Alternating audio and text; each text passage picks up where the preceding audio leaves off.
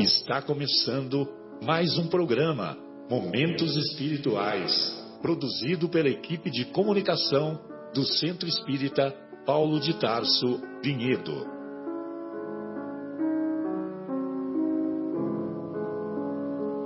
Se guardas contigo o estigma do sofrimento, indagando pela solução dos velhos problemas do ser e da dor, se percebes a nuvem que prenuncia a tormenta e o vórtice traiçoeiro das ondas em que navegas, vem conosco, estudemos a rota de nossa multimilenar romagem no tempo, para sentirmos o calor da flama de nosso próprio espírito, a palpitar, imorredouro na eternidade, e acendendo o lume da esperança, perseveremos juntos em exaltação de alegria que Deus, o Pai de infinita bondade, nos traçou a divina destinação para além das estrelas.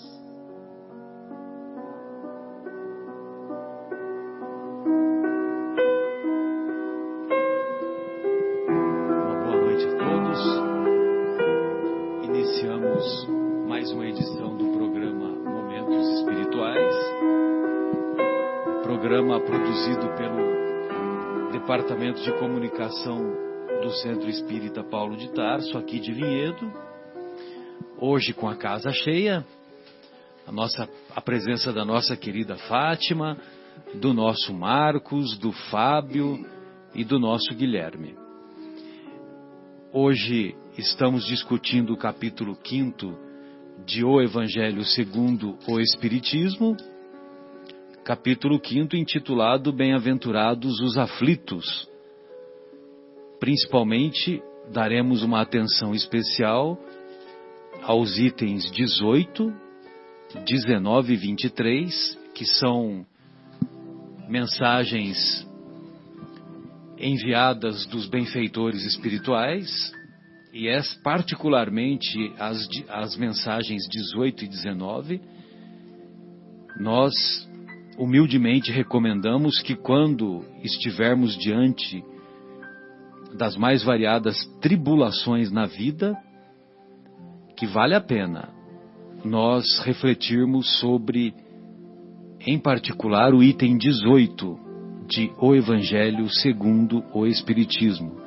A mensagem é assinada pelo padre Lacordaire, que desencarnou em 1862 e já participou da codificação, porque em 1864 é que veio a público a primeira edição de O Evangelho segundo o Espiritismo, assinada pelo nosso querido Allan Kardec.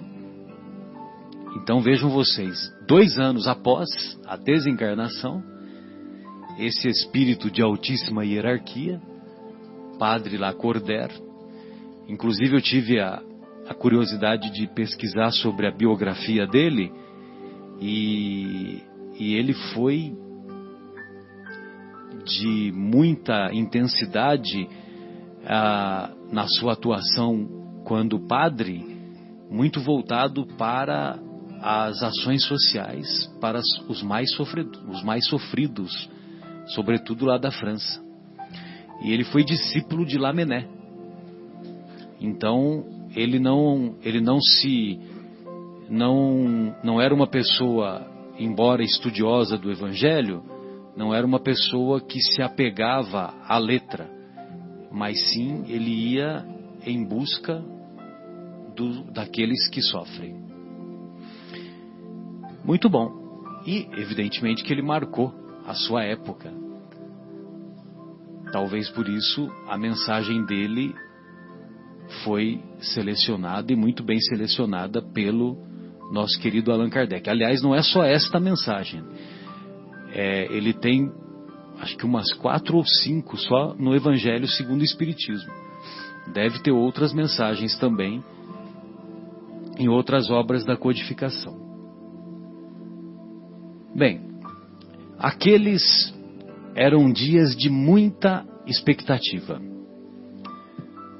um casal acompanhado da tia havia saído do interior do Paraná para aquela que seria uma semana de festividades, uma semana de alegria, pois a segunda filha do casal formar-se-ia em medicina. Uma viagem que dura cerca de 8 horas, em que as pessoas que se encontravam no automóvel dialogavam alegremente, cheias de esperança, cheias de altas expectativas. Na metade da viagem o telefone toca, informando a triste notícia do assassinato daquela filha. E esse assassinato foi acompanhado do suicídio do autor do assassinato. Isso caiu como uma dor lancinante que nem sabemos ainda se irá passar um dia. Uma dor que nós, particularmente, cada um de nós não temos condições de avaliar. O namorado, autor do assassinato, não teve condições morais para resistir às consequências do surto psicótico que ele fora vítima, fora acometido, melhor dizendo, e horas depois atirou-se do prédio de elevada altitude. Não se trata de se estabelecer qual dor é maior. Evidentemente, a dor da perda da filha de maneira caracterizada pela injustiça, essa filha certamente entrará jubilosa na imortalidade, porque vítima que foi de uma injustiça, certamente ela estará quitando dívidas do passado e estará sendo acolhida pelos benfeitores espirituais, pelos seus familiares que a antecederam, e certamente será consolada, terá uma compreensão mais breve, mais ampla de toda essa dor, de todo esse sofrimento. Lembro-me de Chico Xavier, quando, em uma das inúmeras reuniões que ele participava, em que recebia as cartas dos filhos que haviam antecedido os pais,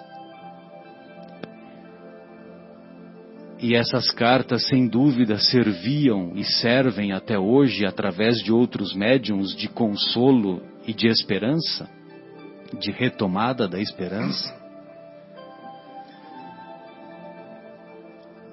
Uma ocasião, uma das mães chegou com o centro espírita sempre lotado, grupo espírita da prece, já era o grupo espírita da prece.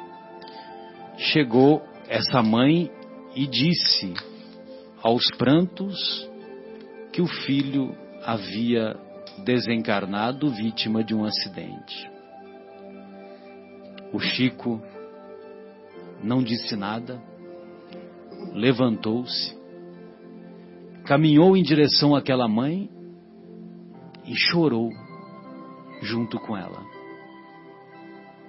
Chorou junto com ela. O que vai falar num momento de dor como essa? O que se vai falar? Lembro-me também dos ensinos de altíssima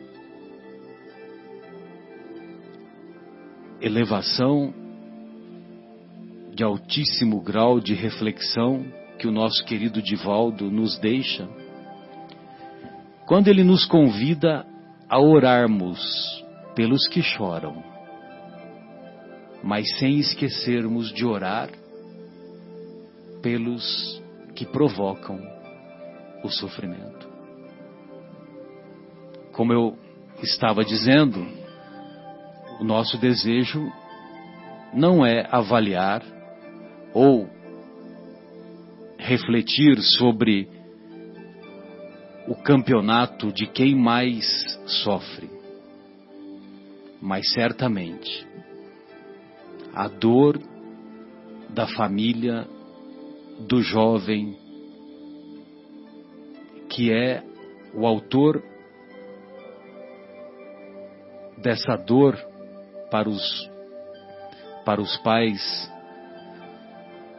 daquela moça que foi assassinada na semana da formatura em medicina. A dor da família desse jovem não é menos intensa, porque o jovem não somente entra no mundo invisível como assassino, mas também entra como suicida. Meu objetivo de relatar essa história é refletirmos sobre a avaliação mais profunda que devemos ou que podemos fazer dessa dor que acomete não somente esta família, como também inúmeras outras famílias. E conto essa história em particular porque trata-se do pai de uma jovem, e este pai eu tive a honra de conviver por 4 anos na época de república da faculdade. E vocês sabem que os amigos de república são amigos para a eternidade. Quando esse amigo divulgou essa notícia trágica, eu só pude chorar com ele. E, evidentemente, ir ao seu encontro para o abraço de solidariedade, para convidá-lo a refletir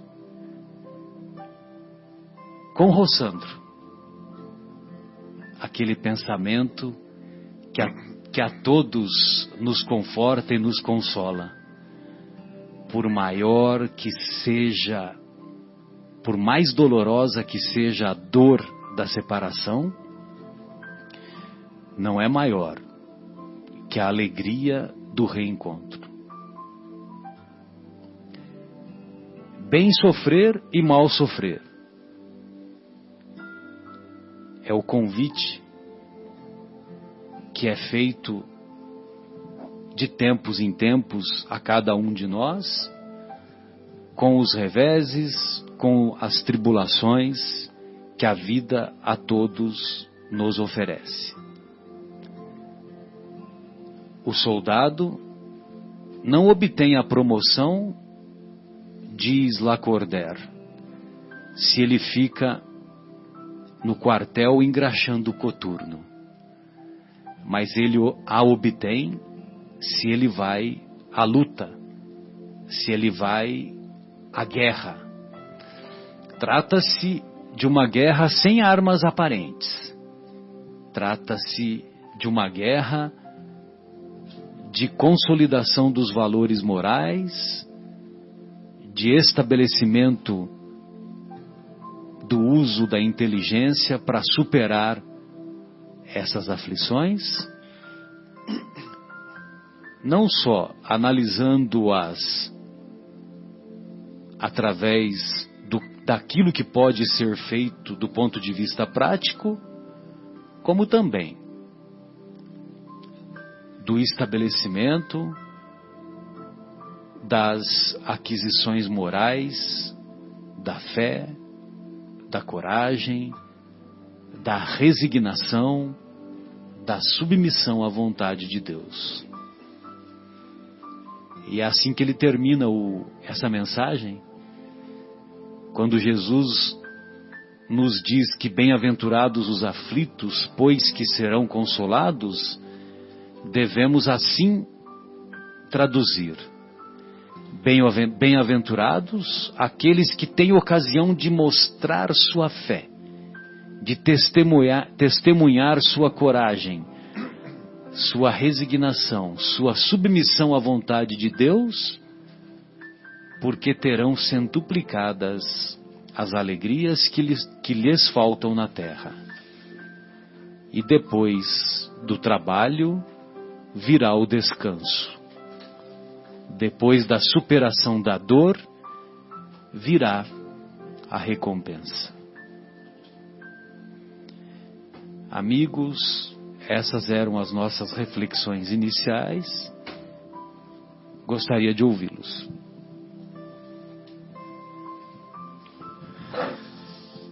Muito bonitas as reflexões iniciais, Marcelo. Fiquei bastante comovido com a história do seu amigo de República. E quase fui às lágrimas aqui. Acho que a perda de um filho, sem querer comparar com outras dores, como você disse, é realmente um dos maiores desafios da nossa submissão à vontade de Deus. Mas o importante é termos em mente que todo sofrimento tem data para acabar. Porque nós estamos numa trajetória, nós estamos numa jornada, nós estamos numa viagem para Deus. Nós estamos numa viagem do nada para Deus. Ou seja, do zero para o infinito. Do nada para Deus. Então, com Deus não há de haver sofrimento. Então, todo sofrimento tem data certa para acabar. Quando que o sofrimento vai acabar? Quando a correção da rota tiver sido implementada. Quando a pedagogia do Cristo tiver tido efeito. Quando a função da dor, que é corrigir, que é reestabelecer, que é trazer de volta para o rumo, tiver tido efeito, essa dor vai acabar. Porque a função da dor é educativa. Ela não é punitiva, como as pessoas pensam. Deus não castiga, Deus educa. E a lei, com L maiúsculo, é lei de amor. Amor que se confunde com justiça. E justiça que se confunde com amor. As duas palavras são a mesma coisa. Porque Deus é perfeito. Deus é amor. Então a sua lei é de amor. A sua justiça é de amor. Então, jamais seria uma justiça punitiva, uma justiça vingativa, uma justiça injusta. É uma justiça onde o filho é igual ao filho pródigo. Ele vai, ele se perde, ele come comida de porco, mas o pai o está esperando. E quando ele volta, ele é abraçado, beijado, calçado, vestido, amparado e restabelecido pelo pai. Então, a dor desse filho é corretora de rota. Ela é pedagógica, né? Ela é educativa. Mas o filho volta para o amor do pai, para o regaço do pai. E o pai sempre, sempre o acolherá. Não existe mensagem mais bonita que essa. Então, por isso, todo sofrimento tem a hora certa para acabar. Então, a pergunta que nós temos que fazer é: por que eu estou sofrendo? O que essa dor quer transformar? Qual parte do meu coração está cristalizada? Qual parte do meu coração está endurecida? Onde eu estou renitente? Onde eu estou inflexível? O que a educação, a pedagogia divina me convida a transformar agora? E quando essa transformação acontecer de fato, não existirá mais razão para essa dor. Porque quando nós colocamos a mão no fogo, a dor nos diz que essa postura está errada. Então nós retiramos a mão do fogo. Então, por que essa dor está acontecendo conosco? Confiemos em Deus, confiemos no amor, confiemos na lei, com L maiúsculo, né? E nos movamos, nos transformemos, e a dor vai passar. Sem dúvida. Eu me lembro também de uma história muito tocante, muito simples. Sabe aqueles filmes da Sessão da Tarde, da década de 80, Nossa, né? Que sei. o nosso sonho, eu tenho esse sonho ainda, né? De Deitar no sofá? de pegar, meu Deus, de pegar uma sessão da tarde durante a semana, né? Aqui que é 4 da tarde agora que começa? Eu não sei que hora que começa. 3 da tarde? Ai, que inveja! 3 da tarde, época de frio, chocolate quente, né? Ficar esfregando a frieira no braço do sofá? Exatamente. Então, quer dizer, eu admiro, né, quem pode fazer isso, né, nessa época de inverno e tal, né? Muito bem. Então, num daqueles filmes, aqueles filmes chamados feitos para a TV, né? Filme feito para a TV. Então havia uma comunidade lá de uma cidade americana, e havia um casal. Esse casal era composto pelo pastor e a sua esposa, e eles tinham uma única filha. Essa única filha, quando completou 18 anos, ela tornou-se cega. Teve uma doença, não sei exatamente qual doença, e perdeu a vista, as duas vistas. Evidentemente que o pastor não tem a visão reencarnacionista, muito pelo contrário, né?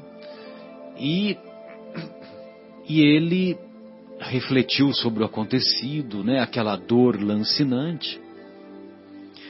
E um dos amigos, que era considerado o braço direito, né, desse pastor, na convivência, ele disse para o pastor: pastor, você sabe que você é meu amigo, meu irmão camarada, você é meu amigo de fé, meu irmão camarada, e eu não sei o que lhe dizer sobre isso, porque você tem uma vida dedicada ao Senhor, uma vida que você se esforça para desenvolver as habilidades morais, você se esforça para ser um exemplo positivo para a nossa comunidade, e mesmo assim você é acometido dessa dor muito grande de ver uma filha, no auge da sua juventude, tornar-se cega.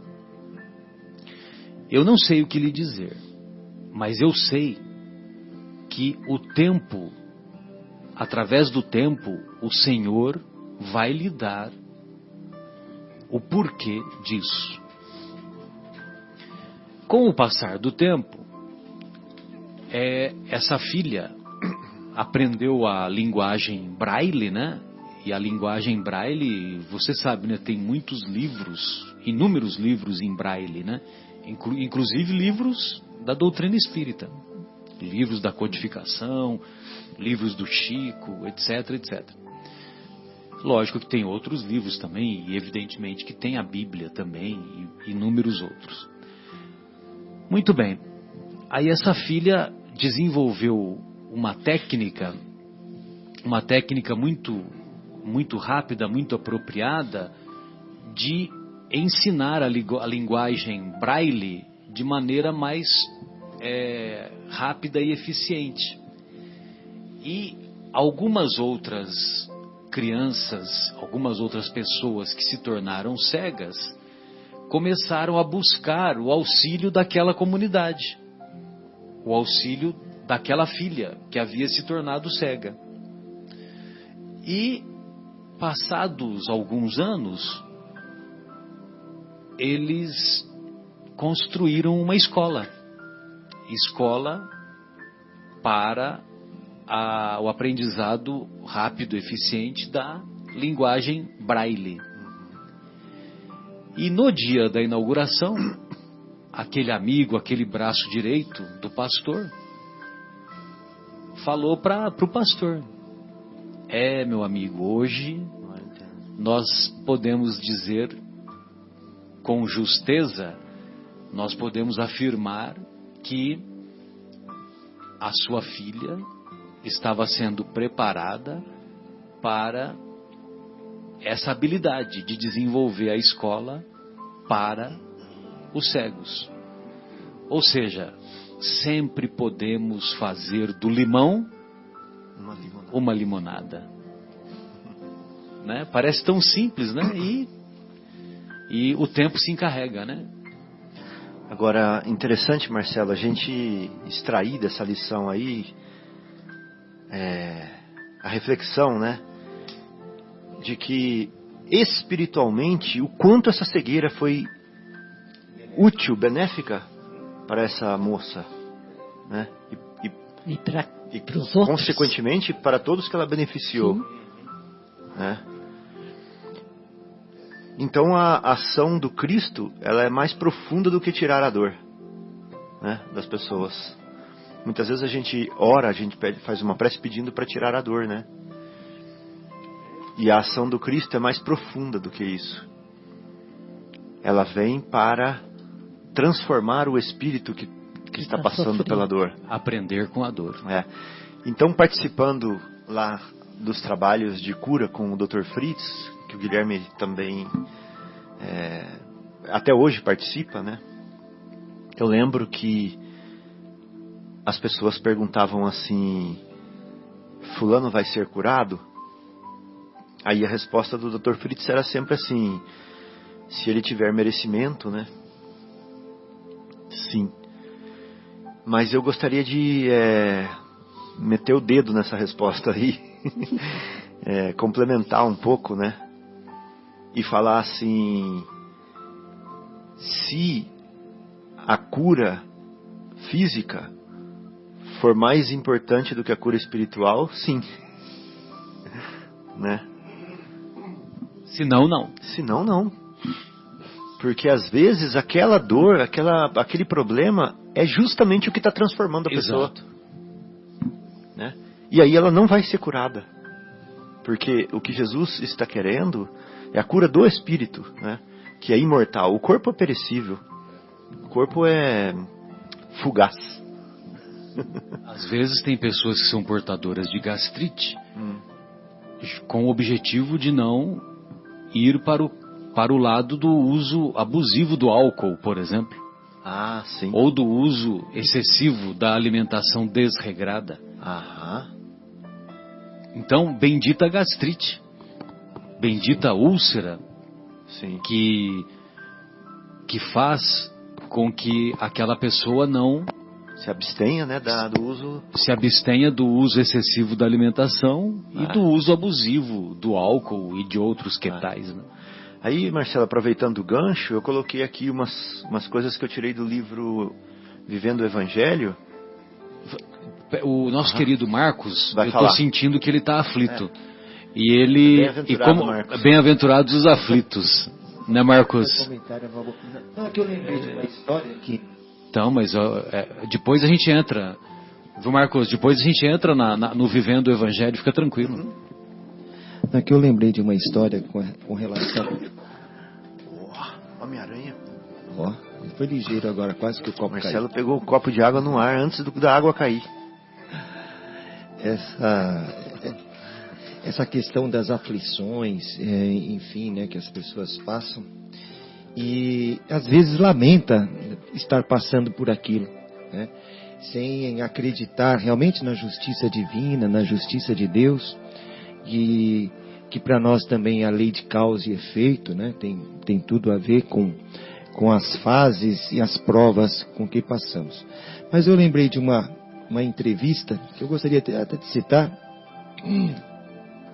uma entrevista daquele tenista Arthur Ashe, que foi um tenista de muito sucesso, campeão de Wimbledon, né? E ele foi acometido da doença AIDS, né? Que ele foi infectado, né?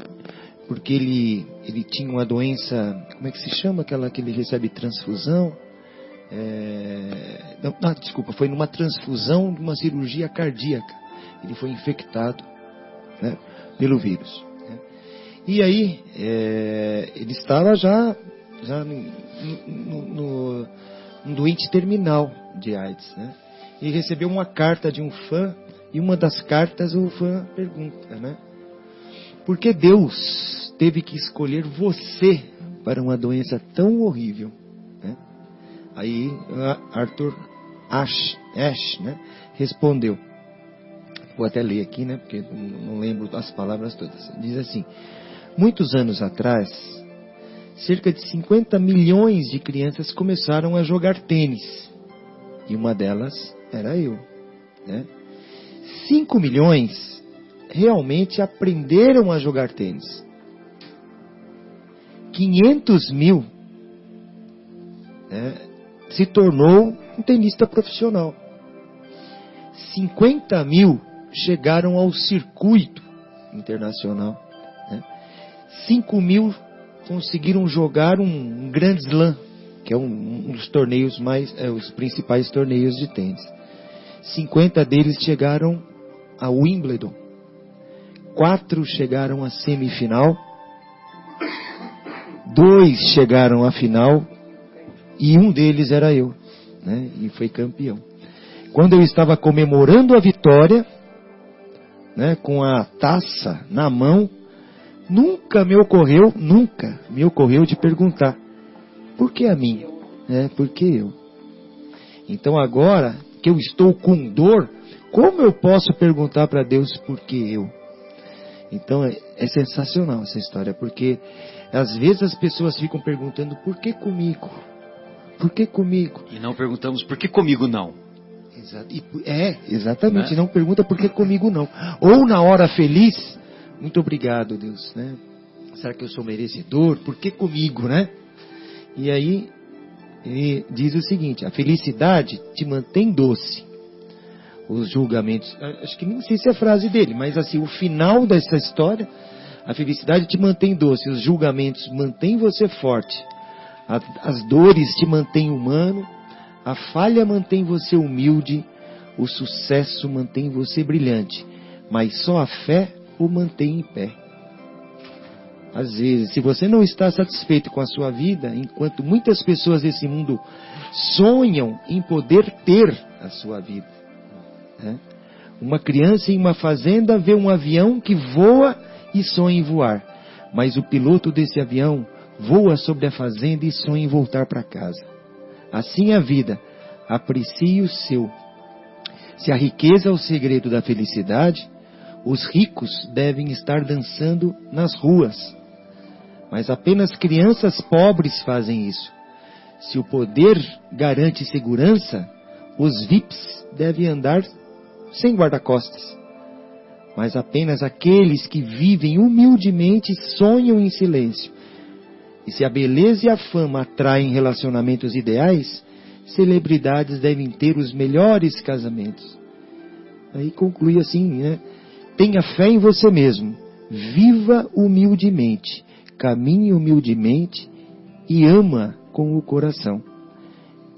Arthur Ashe, ele desencarnou com as complicações resultantes da AIDS, dia 6 de fevereiro de 1993. Né? Bela lição. Que foi o auge das tragédias da AIDS, né? Foi nessa época do ano, muitos desencarnaram, né? Mas é inclusive aquele filme Filadélfia é desse ano, 93. É mesmo. Aquele filme Filadélfia. Tivemos Cazuza, né? Nessa época, um pouco depois ainda o Renato Russo. Sim. Enfim. Mas linda a história, né? E às vezes a gente fica perguntando, né? Por que comigo? No momento de tribulação, o pessoal da psicologia nos ensina que nós não devemos perguntar para Deus por que comigo. Uhum. Nós devemos perguntar para Deus o que devemos aprender com essa aflição, Sim, com essa situação, com essa dor, né? Que como o Fábio falou, ela é reparadora. E a resposta vem. A resposta vem. Sim. Fátima, gostaria de ouvi-la. Fica à vontade. Boa noite a todos. É um prazer estar aqui novamente. Quando nos preparamos para nós encarnarmos, nos propomos a passar por vários momentos de aflições, de dores, de angústias. E quando passamos por esses momentos já encarnados, é tão difícil de suportá-los. Mas se estudarmos um pouquinho, se aprendermos um pouquinho, vamos ver que se tivermos paciência e sofrermos essas dores, esses percalços da vida, com paciência, com compreensão, só estaremos melhorando a nossa condição neste mundo, para que possamos passar para um mundo melhor. É difícil, claro que é. Mas principalmente para quem já tem um pouquinho de conhecimento da doutrina, tem obrigação de parar para pensar nisso. Porque quem não sabe não pode entender. Mas quem já está aprendendo tem que entender que o sofrer, Deus não dá esse sofrimento para nós porque é mau, porque quer nos castigar. É porque passando por esses momentos podemos crescer e aprender.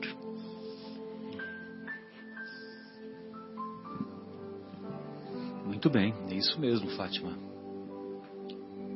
Bela reflexão. Vamos lá então para o Vivendo o Evangelho, Fabinho, que você separou aí? Eu estava olhando aqui, né, algumas dores, o que ela quer fazer com a gente, né?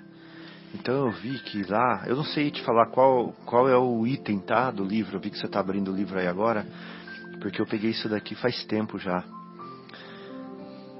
Mas talvez você ache, falando de causas atuais, causas anteriores, das aflições, mais lá para o começo desse capítulo, né? E às vezes a gente tem depressão, por exemplo, né? É uma dor, não é? A depressão é uma dor. Mas o que ela quer falar pra gente? Essa dor, que é a depressão. Pode ser muitas coisas. Pode ser problemas de relacionamento, onde a gente tem que rever a nossa postura no relacionamento com outras pessoas. Pode ser de valorização da situação atual, né? Pode ser de mudança de paradigma, de mudança de ponto de vista, né? Mas alguma coisa essa depressão vai fazer para que você mude por dentro, né? Porque uma hora você vai começar a se enjoar do remédio, né? Vai falar assim, puxa, eu vou tomar esse remédio até quando? Até você se dar conta de que essa modificação tem que acontecer de dentro para fora e não de fora para dentro, né? Quando você realmente encontrar, né, combustível, ou seja, o sol da imortalidade, a razão da nossa vida, a árvore da vida, né, a vinha em si, aí você não será mais seco para cair, para ser levado ao fogo, né, como diz a parábola. Aí você vive, aí você dá frutos e dá flores. Úlcera, por exemplo, né, que o Marcelo falou, às vezes ela é causada pelo nervosismo. E com a úlcera, você vai aprender a controlar o seu nervosismo, né? A infecção na garganta. Por que tanta infecção na garganta? Vamos pensar. Eu gasto o salário, fico sem dinheiro, sofro por causa da falta daquele dinheiro que eu gastei inconscientemente, né? O que está causando isso? É a ansiedade. Vamos controlar a ansiedade, né? Perda do prazo. Será que foi a preguiça que fez eu perder o prazo? Chegar atrasado ou não fazer, deixar para a última hora e não conseguir, né? Alguma coisa ela vai mudar. A dor da perda do prazo, né? Se você ficar perdendo sempre, alguma coisa vai ter que mudar, né? Solidão. Será que é por causa da minha intemperança ou da minha arrogância? As pessoas se afastam de mim? Vai ter que mudar, né? Vai ter que mudar. E por aí vai, né? Briga com a família. Será porque eu sou uma pessoa ambiciosa? Quero do meu jeito? Tem que ser tudo do jeito que eu quero?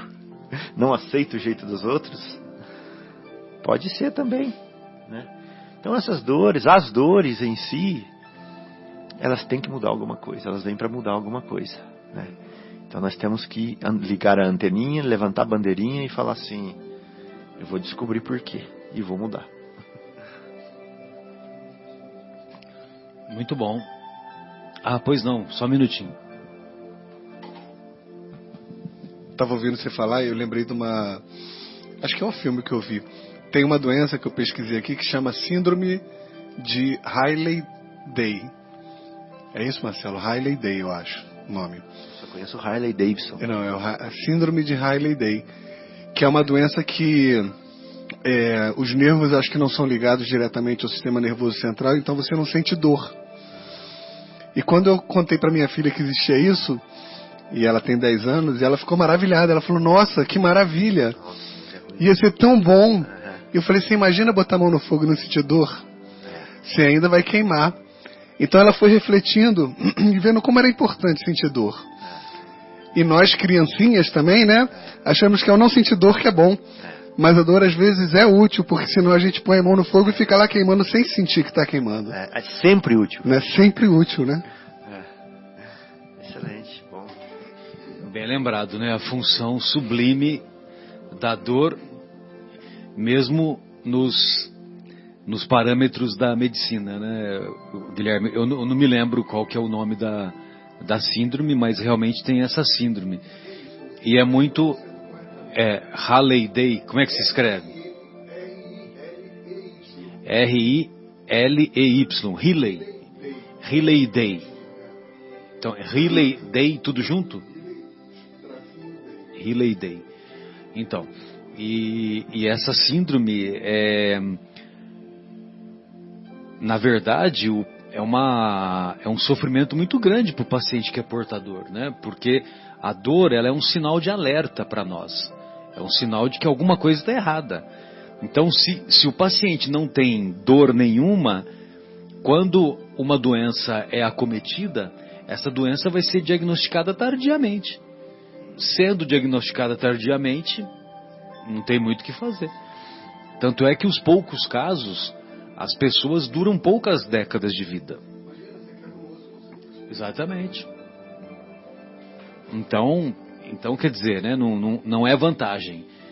Fala para Luísa que... E aí ela refletiu bem, né, que você falou. Rapidinho ela pensou bem e falou, exatamente. E a nossa Luísa está com quanto? 10 aninhos?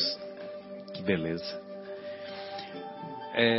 Tem uma outra mensagem aqui desse capítulo, que essa semana eu fiz a preleção lá na segunda e na quarta-feira, lá no Paulo de Tarso, né? Tá afiado, então.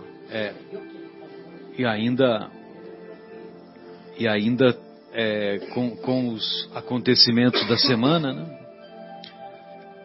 Esse acontecimento foi divulgado na mídia, né? Depois eu mando o link para vocês. Foi sábado passado. Qual acontecimento? Da história do meu amigo, da filha do meu amigo.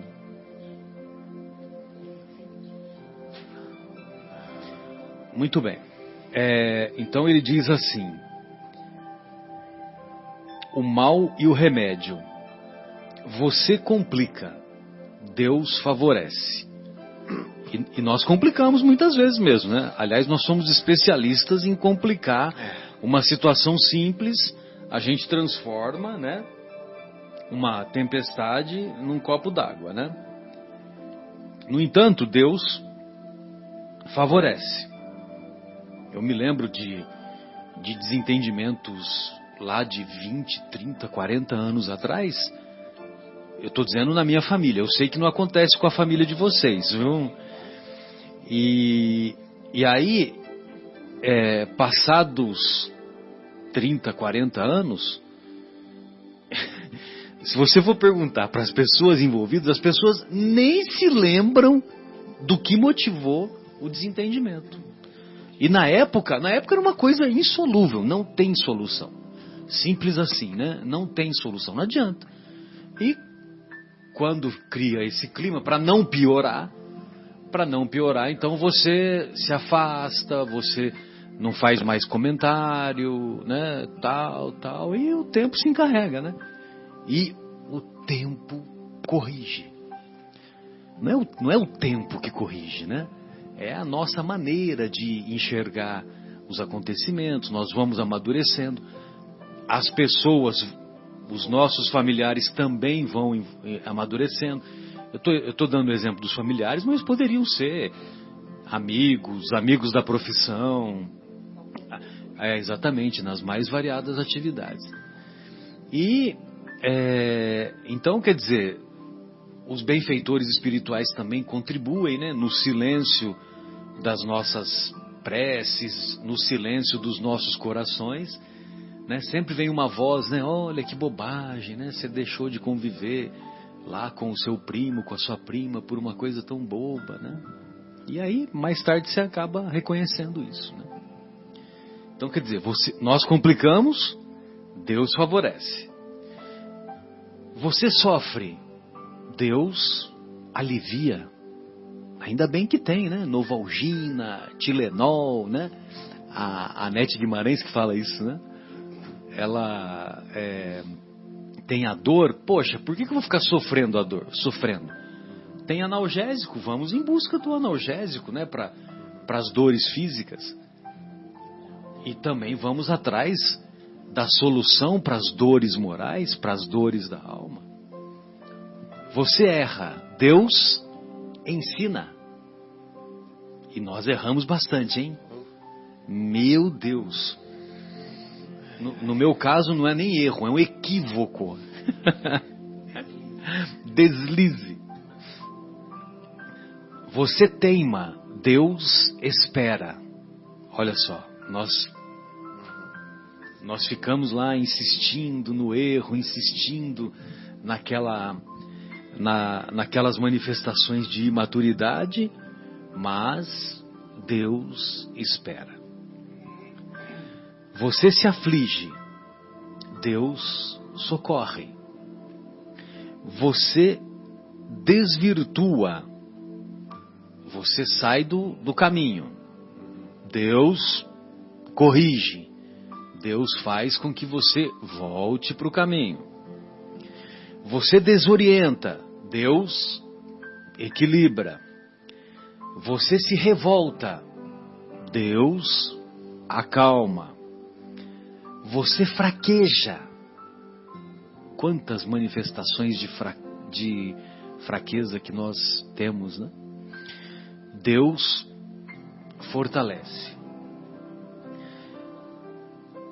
Lembre-se que essa mensagem está relacionada com a mensagem O Mal e o Remédio do Santo Agostinho, que é assinada pelo Santo Agostinho, que é o item 19 desse capítulo 5. Ainda que você não perceba, a providência divina sempre ajuda e encoraja. E é verdade. Ainda que não percebamos, a providência divina ajuda e encoraja. Sempre.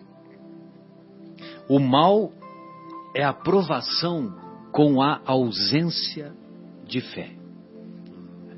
Aí, Fábio, ó, essa que você gosta de refletir, né? O mal é a provação com a ausência de fé. Podia colocar esse título, né, na redação, na prova de redação do Enem, né? O mal é a provação com a ausência de fé. O remédio, a certeza da presença de Deus. Ou seja, não devemos nos envergonhar de apelarmos ao céu. Nessa mensagem, o Santo Agostinho diz isso. O remédio é o quê? O remédio é a certeza da presença de Deus. E na mensagem de Santo Agostinho, ele diz que o remédio é apelarmos para os céus, apelarmos para os benfeitores espirituais, é orarmos com fervor, orarmos com convicção que a ajuda virá. Às vezes a ajuda não vem de imediato, né? Não sejamos infantis, a ajuda não virá do jeito que queremos, mas a ajuda virá. Bem, amigos, se vocês não têm nenhuma outra observação, fique à vontade, Marcos, porque aí depois a gente vai para a segunda parte. Ótimo. Não, só rapidamente, só fazer uma observação. Às vezes eu fico imaginando, né? Se Jesus tivesse vivido mais, se Jesus tivesse desencarnado de velhice, né? De forma natural, né? Talvez ele nos passasse muito mais mensagem belíssima, mas para quem tem fé em Jesus e percebe o que ele passou, né? A morte dolorida, trágica que ele teve, em 3 anos, né, de mensagens, de coisas belas que ele nos passou, e a forma como ele sofreu, né, abusos, foi maltratado, foi espancado, foi uma morte cruel, né, e aquilo foi a maior lição, uma das maiores lições.